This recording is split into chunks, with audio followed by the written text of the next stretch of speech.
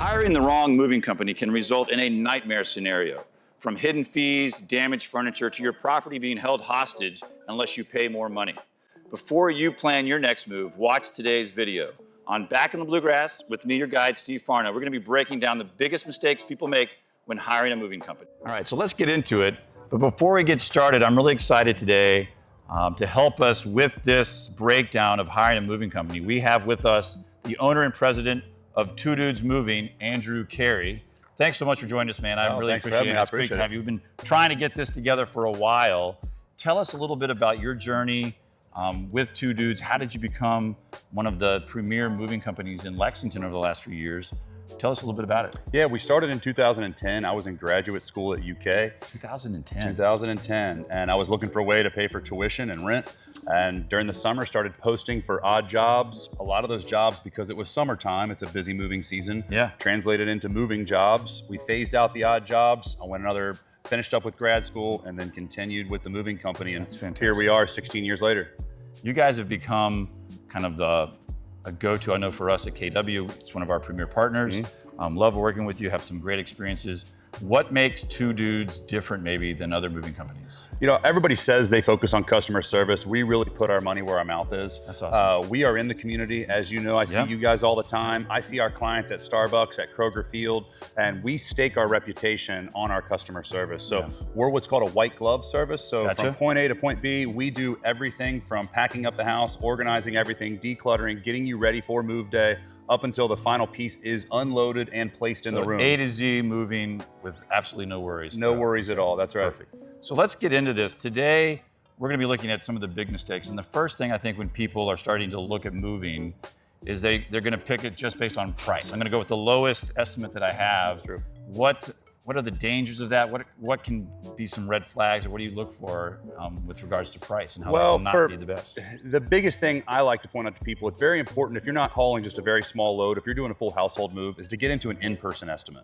We want to come in and get our eyes on the product, make sure we know what we're prepared for move day, so there's no surprises for the client or for us that can translate into higher friction points. That was one of my next points, was making sure that the estimate does have eyes on at the site. We have personal experience in my family, got an estimate to move my parents, ended up needing an extra truck. I had to go run and find an extra rental truck to fit the rest of the stuff in before we could finish the move, and that was a pain. So. Yeah, it happens, Steve, and the lowest price usually isn't gonna be your best price. That's usually people just trying to get the business, and then they stick you with a higher bill at the end and contractually obligate you to paying that higher total. So there's some change in prices, some hidden fees that might come if they don't see the property and get that estimate done correctly at the beginning. From what I hear from some of my competitors, but not with us, because we do come in and make sure that we do a very honest assessment of what you all have, and then we make sure we plan and prepare and give you a window of price that we think the move is going to fall into from historical moves that we've done in the past. So tell me this then,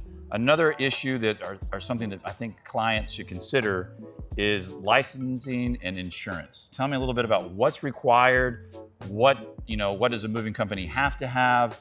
Why does a customer want to make sure that they understand the type of protections that are in place for them when they're buying, when they're signing a contract? Well, that's a great question. And I think part of it you need to think about not just intrastate, which is moving things within Kentucky. So there is a license with the Kentucky Department of Transportation, which is your household good carriers permit.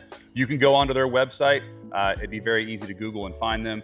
It has a list of all of the certified carriers in the state of Kentucky. So you want to make sure that your mover is listed on that, because to be a listed licensed mover, you have to prove that you have the proper cargo protection, property protection, workers' comp, that your company is covered. And unfortunately, this is the kind of thing you only need if something goes really badly, which is and it may be too late, right? You get to that point with some company that you just found off of Craigslist, let's say, and they won't have those protections, and you're left holding the bag if something does go south. Is there anything different if you're going across state lines as opposed to just staying in Kentucky? There is. You do need to get, you have to register with your USDOT. And it's just a different license. Now, the insurance doesn't deviate too greatly. There are higher limits that you have to provide, but it is pretty much going to be the same. It's just a different licensing structure. But if you're going to go interstate, I do highly recommend that you make sure that your company that you're hiring is interstate licensed.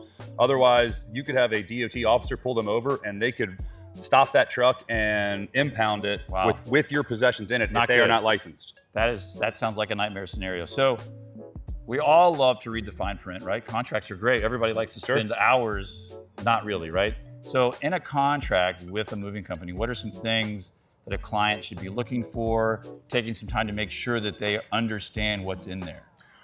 First, I think you want to look at the damage claims situation, see what you know, see what the parameters are around how they do their claims process, how you can submit claims.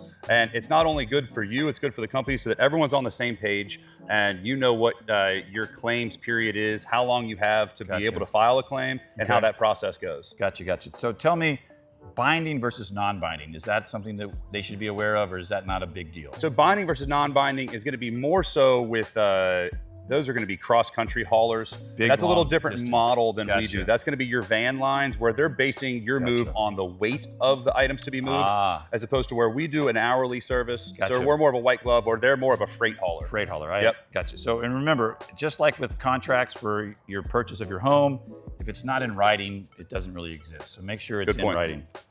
So the next thing is reviews.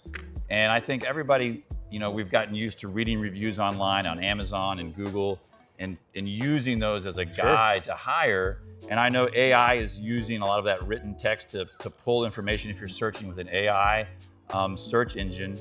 So what are some things, some patterns to look for in reviews to make sure that you're not reading something wrong? What are some good things to see in a review to make sure that you're getting a great moving company? It's a great question. I think just like if you're reviewing a hotel or a vacation stay, whatever you're doing, you want to look and see if you're seeing a consistent complaint from multiple people on the low reviews. If you're seeing that same consistent complaint, it's most likely going to be true. So don't just look at the stars. Actually, you need to go in there and read those the reviews and see if you can find some good information in there. That's correct. All right. So do you have anything else on that? Or? Well, I was just saying, and make sure, it's a good point with reviews, make sure you have a highly reviewed company. I mean, a company that only has a couple of reviews on them means they're only around for a very short period of time.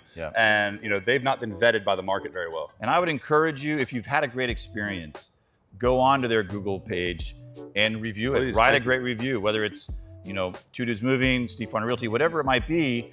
Take a minute to do that because it does matter and it is helping other people find a good partner to work with.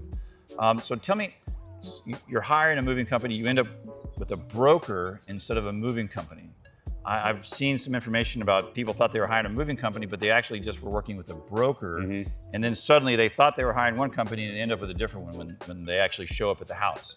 What kind of things do we need to watch out for? How do you avoid ending up with someone that you didn't actually mean to hire? That's really just doing your due diligence. It kind of circles back to everything we've already talked about. So look for reviews, look for what the company is, make sure that that's the company that is licensed, because there are a lot of these online brokers that will hire and look for local movers in certain markets. We do not really work with any of those brokers. We do everything independently. So you call with us, you work with us directly, a local person on dispatch here at your service at any point throughout your whole process. Fantastic. That makes it much easier.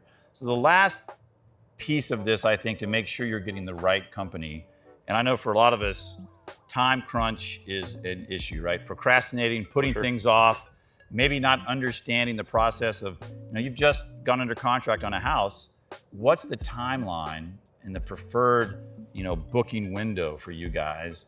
You guys are busy. You guys are all over the place. As far as scheduling and getting booked with a moving company with two dudes, what's your window? What's your schedule? What's the busiest time of the year? What are some of those things that someone should consider? First thing to remember, it's never too early to call. Even if you're getting months out ahead, you're at least getting your ducks in a row, you're getting your estimate, you're planning for your move. So I highly recommend, if you know you have an upcoming move, even if it's 6 months out, getting ahead of that window and having someone come in and at least assessing the situation. Gotcha. The busier months are going to be the warmer months. I mean, once we get into summer, that's when we are completely covered up. Last July, we were almost booked all the way through the entire month by the 4th. So, it's important to get ahead of it if you have a very strict time window for your move. This time of year and in the winter months, we typically request about a 2-week advance notice if possible. We know that's not always possible because things do change, life gets in the way. So give us as much advance notice as possible. But if you have a last minute move, and we definitely try and roll out the red carpet and accommodate the best we can. I would say, when you go under contract on a house, typically it's about a 30-day to close. So that's a month, 4 weeks out. Definitely would recommend at least at that point, and maybe longer, 4 to 8 for sure. And the larger the move, the more advance notice you're going to want to get. If it's a small apartment move, we can get that in within a couple of days. If we're moving a 5,000 square foot house across town or across the state, I highly recommend giving at least 2 to 4 weeks advance notice for us to come in and get a plan. Fantastic. Is there anything else that you can think of that clients that are planning to move, looking to hire a moving company? Is there anything we've missed? Anything in your many years now of experience, you're like, make sure you do this? Make sure they're licensed, make sure they have, circling back to all the things we already touched on. It's pretty simple stuff, but it's very important. Make sure they're licensed, make sure that they're insured, and then make sure that they have plenty of reviews and have been vetted by the market. You don't want to hire anybody under 4.5 stars on Google. Gotcha. We have 4.9 stars with over 500 reviews. That's great. You want to make sure that you have a time-tested moving company that's going to be there for you, that's not going to stiff you the day of and not show up, or do a bad service for you that same day. So highly recommend that, and then getting out, like I said, as much advance notice as possible so that you can plan, because the biggest stressors on move day come from lack of preparation and lack of timing. Yep. No, that amazing information. I really appreciate Absolutely. all Thank the you. info today, Andrew. When you buy a house, that should be one of the most exciting and positive experiences. And we all know that moving is one of those things that people kind of go like, oh. We want you to have an amazing experience from start to finish. From when you search for your house, you go under contract, to actual moving day.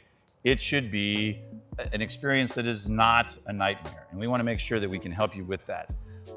Today, if you, in the comments below, you can click on a link for a 10% coupon for Two Dudes Moving. So please follow that link and get your coupon, or a Back to the Bluegrass relocation guide as well. Both free. Just follow the links below on the comments. Please like and subscribe. As always, helps the channel to grow. Can't thank you enough for showing up today, man. Thank you so much. I appreciate it. So glad to see you out here today. Thanks again. Until next time on Back to the Bluegrass with me, Steve.